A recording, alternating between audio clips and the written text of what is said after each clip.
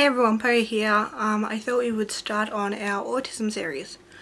As if you haven't watched any other videos of mine, I'm Hayley, I'm 20, I'm from Australia, and I have autism and aspergers. Some people do classify that as each other, but my doctor did put them separately, so that's how I put it.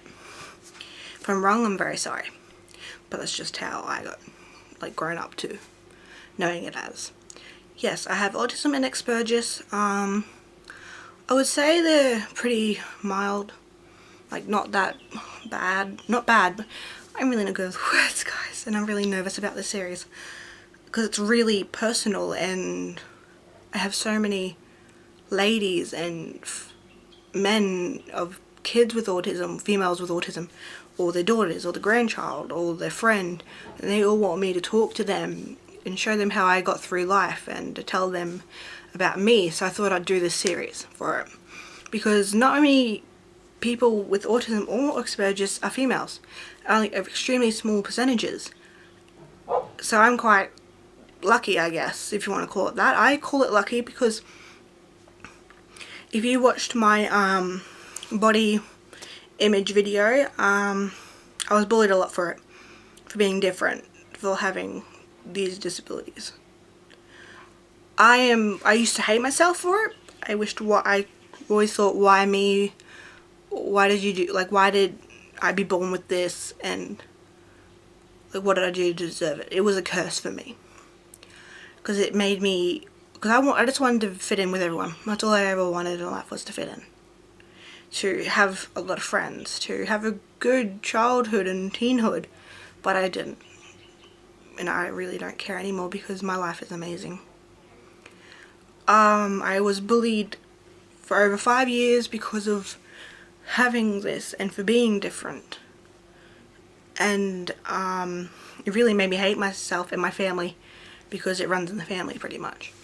So I really, really did hate, truly, deeply hate myself for this, for having these disabilities. And I know I keep saying disabilities, and yeah, I'm just trying to explain it as best I can.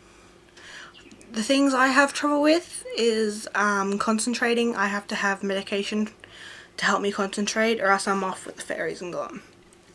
I have it every morning just to help me relax, help my meltdowns and breakdowns. Yes, I have them, and I'm not afraid to say it.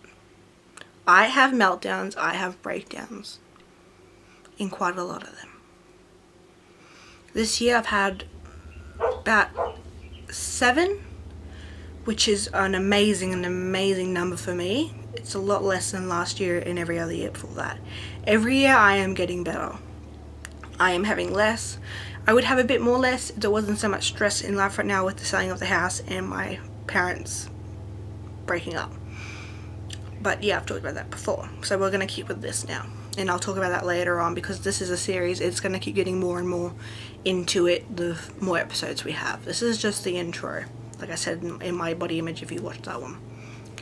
So I was bullied every day of my life pretty much at school. I was very suicidal, very depressed, and I had eating disorders and everything like that.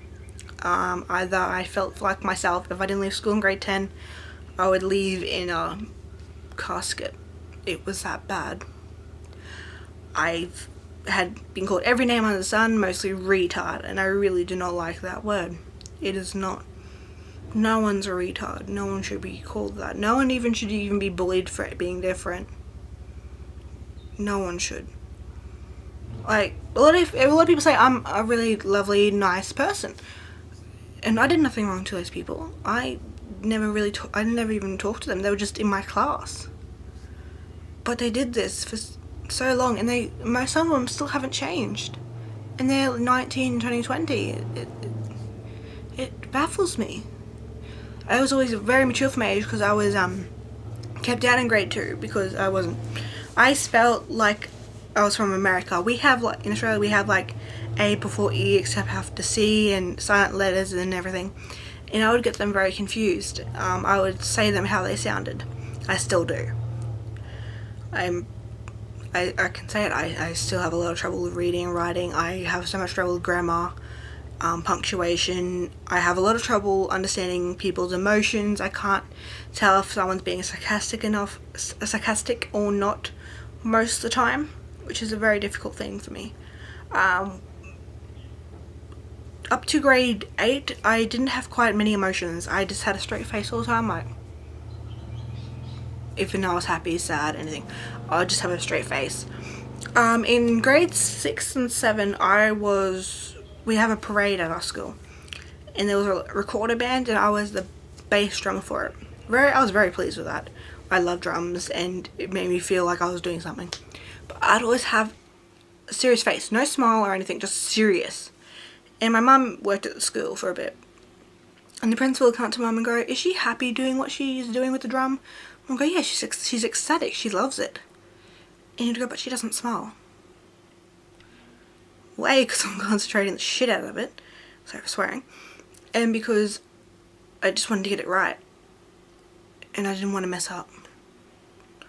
But that was the best thing I did in school. They didn't really let people with disabilities in primary school or high school play instruments, or in high school I wasn't allowed to take the NAP plan because of they thought it would be too stressful for us, but they just wanted high scores, which they got. So congrats to that school I went to, because you didn't have us in it.